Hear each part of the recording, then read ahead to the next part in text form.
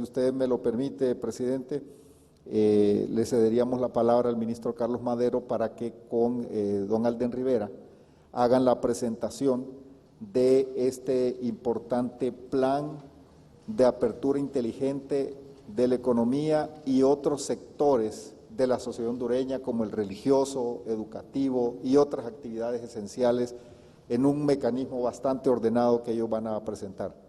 Así que, si me permite, para que el ministro Madero pueda proceder. Quizás como en lo que abunda no daña, a la distancia, a los que están conectados y a los que han trabajado en esto de todo corazón, muchas gracias. Unidos es que vamos a sacar adelante esta situación tan difícil. Y creo que en el debate y en los aportes de los diferentes sectores, y ahora que SINAJER está por territorios, en 20 regiones, creo que eso nos permite ser mucho más precisos haciendo las diferenciaciones de cada sector de la economía y cada sector en la parte territorial. Así es de que nuevamente muchas gracias. Ministro Madero. Sí, gracias, presidente. Efectivamente, nosotros vamos a aspirar de que, así como existe esta mesa acá, también territorialmente tengamos una réplica de esta mesa allá con los SINAJERes en el interior del país. Como introducción quisiera decirle que efectivamente hemos hecho un trabajo bastante grande presentando una propuesta de un plan inteligente de apertura, no solo de la empresa privada, sino de apertura también de los sectores sociales, ¿verdad? Y que tiene sobre todo un análisis muy estructurado en los municipios. Hicimos un trabajo que dividimos los municipios en 3 etapas, ya lo va a explicar más adelante Alden, ¿verdad? Donde están los que tienen menos contagio, los que tienen mediano contagio y los que tienen bastante contagio. Y también es un plan, para que la población sepa, que va a ir muy paulatinamente. No es un plan donde podemos decir que va a haber una apertura acelerada, sino que va a haber una apertura muy despacio. Y también es un plan que tiene un breque, ¿verdad? Vamos a tener una unidad de medición que va a ir midiendo cómo es el comportamiento en los municipios y habrá momentos probablemente en que algún municipio tengamos que cerrarlo otra vez o traerlo, porque hicimos distribución por municipios y por fases. Y también, que creo que es un gran trabajo que hizo la universidad con la unidad de SINAJER, los médicos, un proceso, una fase 0 de preparación que va a contar con varios días donde tanto el gobierno tiene que prepararse como todo el pueblo hondureño tendrá que prepararse para cómo iremos haciendo esta posible apertura. Esta fase 0, que es muy importante, tiene que haber, casualmente tiene que una relación con las pruebas rápidas, es importante el tema de pruebas rápidas o pruebas de laboratorio. Tiene que ver con la dotación de equipos de protección personal para los hospitales, tiene que ver con generar un sistema de monitoreo integral en el SINAJER, ¿verdad? Con la ayuda de los epidemiólogos regionales que tiene la Secretaría de Salud. También tiene que ver con estructurar un plan de sustitución de personal, que significa cuando un personal sanitario se pueda enfermar, tenga una sustitución para que el sistema pueda ir conteniendo lo que se nos venga, ¿verdad? Tiene que ver también con lo que se anunció el día de ayer, con la estructuración de este equipo de fiscalización que va a andar por las calles, ¿verdad? Revisando el cumplimiento casualmente de los protocolos de bioseguridad. Y que se tenga una estimación de medicamentos que se necesitan casualmente, sobre todo en estos protocolos de maíz y catracho que se van a hablar también, porque nos permitiría casualmente ir al mismo tiempo, como decía usted, presidente, una apertura inteligente y también un combate inteligente de la pandemia, ¿verdad? Entonces, con esto yo quisiera darle las gracias a todos los que participaron. Creo que todas las propuestas y solicitudes quedaron integradas a la mesa y le daría la participación a Alden Rivera, ¿verdad?, para que nos fuera explicando rápidamente en qué consistiría este plan por municipio y por fases que tendremos en el país y que va a ser muy largo. A diferencia de otros países que han hecho aperturas bastante ligeras, las de nosotros sería bastante pausada en el transcurso de varios meses, no va a tardar un mes, sino que en su máximo tiempo, probablemente 3 meses o un poco más, dependiendo cómo vaya la evolución de la pandemia. Le daría la palabra a Alden, si nos podría poner la presentación. Adelante, Alden. Gracias. Muchas gracias, señor presidente. Muy buenos días a todos los miembros del SINAJER y a todos los colegas que durante los últimos días hemos realizado un esfuerzo muy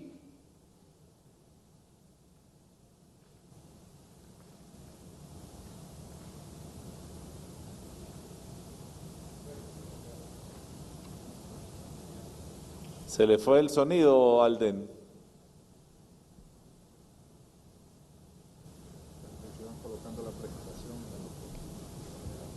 Parece que puso en pausa el micrófono. Alden parece que puso en pausa el micrófono, si va también... Sí. No se escucha. Repito ahora, presidente, gracias. En efecto, comentaba de que se ha hecho un esfuerzo bastante grande por tratar de organizar y estructurar una propuesta que nos permitiera ponernos de pie, que nos permitiera avanzar en la dirección de recuperar una normalidad que teníamos en enero de este año y de hecho poner en perspectiva una nueva normalidad con mejores oportunidades para Honduras. Yo quisiera pedirles ver la siguiente diapositiva, en donde se plantean cuáles son los principios fundamentales de este plan para la reactivación de las actividades económicas y sociales en el país. El plan tiene 4 principios básicos. El primero de ellos es una estrecha coordinación entre todos los sectores sociales para poder proteger la salud de las familias, los empleos, hacer la protección del mercado interno y del comercio exterior.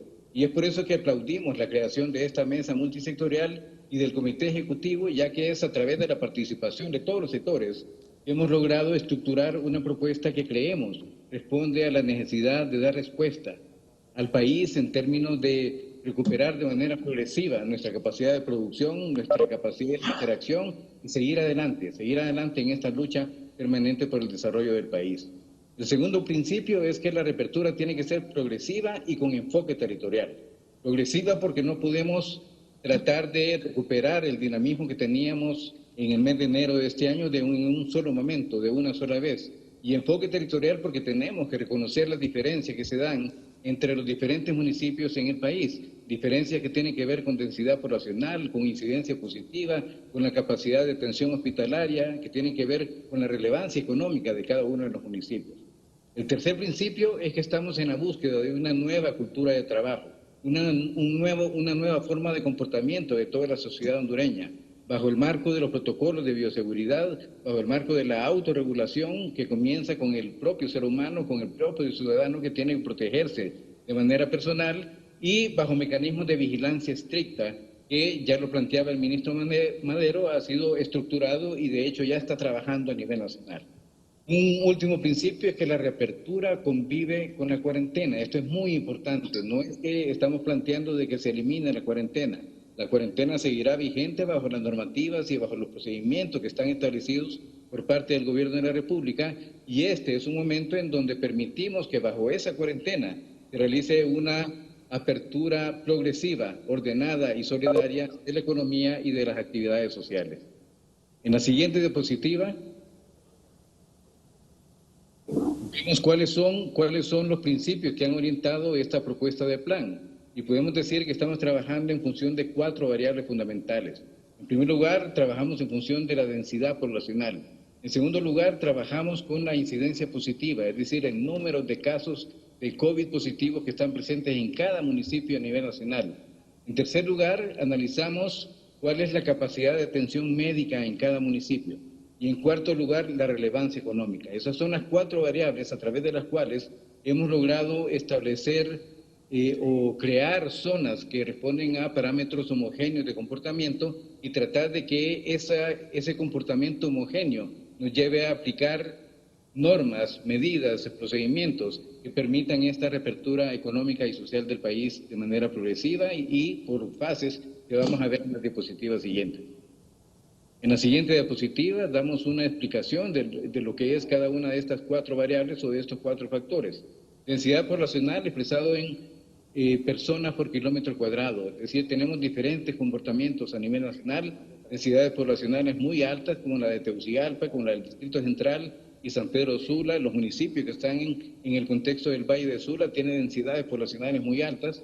Incidencia positiva, que es el registro de todos los casos de COVID positivo que tenemos en cada municipio a nivel nacional. La capacidad de atención médica es la suma de todas las capacidades que tenemos a través de los hospitales, los centros de salud, los césares y los sésamos en cada municipio, para poder contrastarlos contra la incidencia, la densidad poblacional y poder tener una relación correcta si existe o no existe capacidad de atención, y en función de eso también crear esas zonas en donde tenemos características homogéneas de diferente manifestación. Y finalmente la relevancia económica, que consideramos importante incorporarla para poder darle ese matiz también, tratar de alguna manera reconocer el peso que tienen los municipios en función de su aporte al Producto Interno Bruto del país. En la siguiente diapositiva ya hacemos un primer mapeo, es decir, presidente y miembros de SINAGER, no nos limitamos a realizar un análisis estadístico de todas estas 4 variables, sino que tratamos de plasmarlas en mapas para que pudiéramos tener un mejor entendimiento de cuál es el comportamiento. Y en este mapa tenemos presentado la densidad poblacional. En color verde están los municipios que tienen densidad poblacional baja, en color amarillo los municipios que tienen densidad poblacional media y en color rojo los municipios que tienen densidad poblacional alta. De nuevo, son el Distrito Central, el Valle de Sula, un municipio en Comayagua, La Ceiba, que tienen densidad alta, y pues en el resto del país tenemos ese comportamiento de diferentes manifestaciones de densidad. Si podemos regresar la diapositiva para continuar con la presentación. No sé si están viendo la diapositiva en este momento. Sí, estamos viéndola y está saliendo también en la pantalla, en televisión. Okay, perfecto. Entonces continuamos con el mapa de incidencia positiva. Hicimos también un mapeo por puntos de cada caso positivo que se hace a nivel nacional y eso lo transformamos en un mapa de superficie.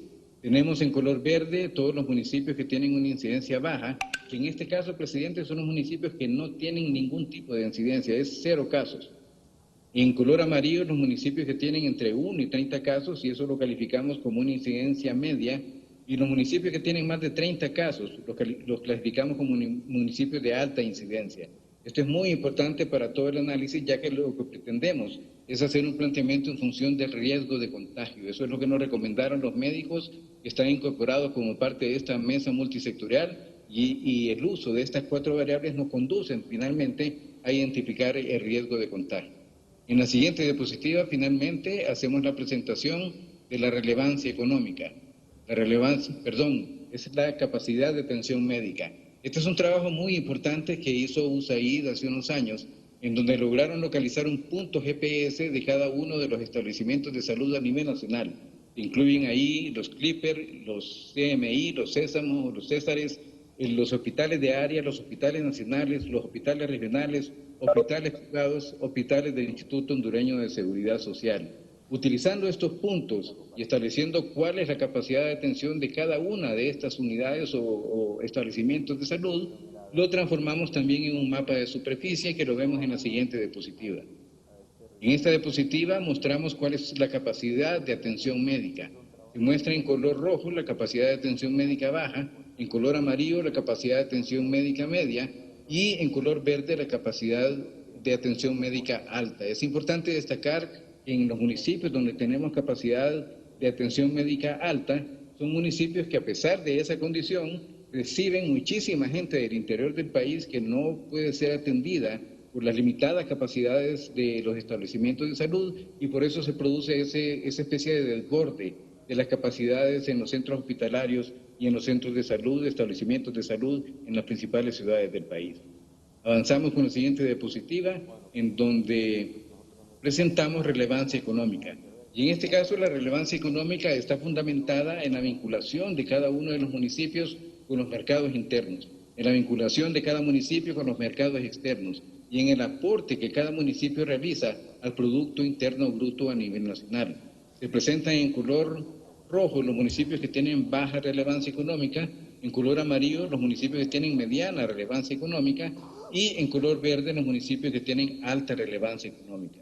Hemos estado mencionando que los municipios de alta relevancia económica están vinculados con la red de infraestructura vial primaria, es decir, con la red pavimentada del país. Eso es un factor importante de mencionar porque obviamente la infraestructura es un mecanismo para potenciar y elevar las capacidades de producción y de aporte al Producto Interno Bruto de cada uno de los municipios a nivel nacional. Con la siguiente diapositiva mostramos entonces el análisis que nos llevó a la conformación de las regiones. Utilizamos de nuevo densidad poblacional, incidencia positiva, capacidad de atención médica y relevancia económica. Y en la siguiente diapositiva ya establecemos cuáles fueron los criterios que nos guiaron para definir cada una de las regiones que tienen como elemento fundamental de análisis el municipio. Esto es muy importante. Los análisis están por municipios que por sus condiciones homogéneas logran formar regiones. Entonces, en la región número 1, ¿qué decidimos? Que deberían estar en la región 1 todos aquellos municipios que tienen una incidencia positiva baja y una densidad poblacional baja y media. Esos fueron los criterios que nos guiaron para poder establecer y hacer una caracterización de todos esos municipios que cumplen con esas condiciones. En la siguiente diapositiva vemos el mapa que refleja ese análisis. Más de 200 municipios, señor presidente, miembros del SENAGER a nivel nacional, tienen esas condiciones. Son municipios que tienen 0 casos. No tenemos ni un solo caso de incidencia positiva de COVID y en adición son municipios que tienen baja densidad poblacional o mediana densidad poblacional. Son un poco más de 200 municipios. Tenemos ya los listados preparados como un esfuerzo del Comité Ejecutivo para que sean puestos a disposición, obviamente, del gobierno y que podamos hacer un ejercicio en donde los municipios y las alcaldías, las corporaciones municipales, asumen un rol verdaderamente trascendente en este proceso de reapertura económica y social. Para la región número 2, en la siguiente diapositiva, establecimos criterios diferentes. Establecimos de que íbamos a utilizar la incidencia media y la densidad poblacional baja y media para poder identificar los municipios que caerían en esa especie de región intermedia, región en donde tenemos una incidencia positiva mediana y tenemos baja densidad poblacional, con lo cual nos lleva a que tenemos un mediano riesgo de contagio. El mapa que podemos ver a continuación es el reflejo de este análisis, que es un análisis muy detallado, muy profundo, y si mostramos la siguiente diapositiva, vamos a ver el mapa en donde se identifican los municipios que cumplen con este criterio. Son 53 municipios que están marcados en color amarillo, a veces se ve verde en algunas pantallas, pero son 53 municipios que cumplen con esa condición. Tienen una incidencia mediana, es decir, tienen entre 1 y 30 casos, y tienen densidades poblacionales también que se pueden calificar como bajas o como medias. Es una región intermedia, pero que suma 53 municipios que estamos obligados a darle un tratamiento especial. Y finalmente, en la región número 3, tal y como mostramos en la siguiente diapositiva, colocamos aquellos municipios que tienen una incidencia positiva alta y una densidad poblacional media y alta. Incluimos también municipios que tienen incidencia media, pero tienen alta densidad poblacional. Es decir, a pesar de que tienen pocos casos, la alta densidad poblacional hace que tengan un riesgo de contagio mayor, es decir, puede explosionarse ahí un comportamiento inesperado, y es por eso que decidimos trasladar ese segmento hacia la región número 3. Vemos en la diapositiva siguiente la región número 3, en donde están localizados los municipios que tienen alta incidencia, alta densidad poblacional y que por lo tanto merecen también un tratamiento particular. Son 13 municipios, incluyen el Distrito Central, los municipios vinculados con el Valle de Sula, La Ceiba, Ciguatepeque y Nueva Arcadia en el departamento de Copán. Caso particular, Nueva Arcadia, que solo tiene un caso, pero tiene alta densidad poblacional y tiene baja capacidad de atención médica. Por esa razón lo incorporamos como parte de la región 3. Igual Ciguatepeque, en donde hay 4 casos positivos, COVID positivos hasta el 15 de mayo, pero tenemos una mediana capacidad de atención médica y una alta densidad poblacional, con lo cual es preferible que le demos el mismo tratamiento de aquellos municipios que están mayormente afectados por el impacto del COVID-19. Vamos a la siguiente diapositiva, que ya es una diapositiva en donde estamos resumiendo, y explicar, presidente y miembros del SENAGER, de que dentro de cada una de las regiones y para incrementar el valor de la progresividad, establecimos que la reapertura debía darse en función, en el caso de la reapertura económica y de los sectores sociales, en función de la participación de las personas que participan en las actividades dentro de cada establecimiento de trabajo, dentro de cada centro de trabajo y dentro de cada lugar en donde tenemos concentración de personas. Comenzamos en algunos casos con un 20%, comenzamos con una población muy baja en cada centro de trabajo, en cada centro en donde se agrupan personas, y de manera progresiva, cada 15 días vamos aumentando con un 20%. De tal manera que comenzamos, por ejemplo, en un centro de trabajo que tiene 100 personas, comenzamos con 20 personas. 15 días después se podrán incorporar 20 más. Otros 15 días después, a los 30 días, 20 más, hasta que en un proceso de 45 días pues podrán alcanzar la capacidad de incorporación y de contratación laboral que teníamos en el mes de enero de este año. Igual pasaría con las iglesias, igual pasaría con todas las prestaciones de naturaleza social, que deberán también regular sus niveles de aforo, sus niveles de presencia en sus centros, con esta misma gradualidad del 20% y con intervalos de 2 semanas en donde tenemos otro 20% de incremento. En la diapositiva siguiente ya hacemos un resumen de lo que va a pasar. Nos saltamos esta porque esta ya lo mencionó, cuál es la fase 0 y cuáles son los criterios que establecieron los médicos para poder tener mayores garantías de que todo el modelo de reapertura económica y social va a tener mayor certidumbre en cuanto al éxito de todas las actividades que tenemos programadas en términos de reapertura. Vamos a la siguiente diapositiva, ya que esto ya lo mencionó el ministro Madero, y este es un resumen para el señor presidente y los miembros de SINAGER. En la región 1, dado que tenemos municipios con 0 incidencia positiva y baja densidad poblacional, decidimos autorizar, y eso fue llevado a consenso por todos los participantes en la mesa, de que los establecimientos comerciales, los establecimientos productivos, los centros en donde hay convivencia social, inicien con un 60% de su capacidad laboral y aumenten a una fase 2 al 80% y en una fase 3 al 100%. Es decir, tendríamos 3 momentos que inician el 1 de junio y que terminan el 15 de julio. Esa sería la progresión en los municipios de la región número 1, un poco más de 200 municipios, en donde tenemos 0 incidencia positiva y tenemos condiciones como para poder recuperarnos de una manera un poco más rápida. En la región número 2, en donde tenemos ese comportamiento intermedio, establecimos 4 fases. Los establecimientos que tienen que ver con producción, que tienen que ver con comercio y que tienen que ver con actividades sociales, comenzarán con el 40% de su capacidad laboral. En una segunda fase, 15 días después, llegarán a 60. Otros 15 días después llegarán a 80 para finalmente, en una fase número 4, llegar al 100%. Eso nos lleva a un periodo de 60 días. Son 2 meses para que los establecimientos de carácter económico y de carácter social que están en la región 2 alcancen la plenitud de todas sus capacidades. Son 2 meses que cubriría todo el mes de junio y todo el mes de julio. Y finalmente, en la región número 3, es la región más impactada, la región donde tenemos alta incidencia positiva, donde tenemos alta densidad poblacional y por lo tanto tenemos mayor riesgo de contagio. Aquí fuimos mucho más precavidos y la progresividad se da de manera mucho más lenta. Los establecimientos comenzarán con un 20% de su población laboral en la fase 1, el 1 de junio, 20% de su capacidad laboral o 20% de su capacidad de congregación. En una fase 2 aumentarán a 40% y así de manera progresiva cada 15 días tendrán la posibilidad de aumentar en un 20%.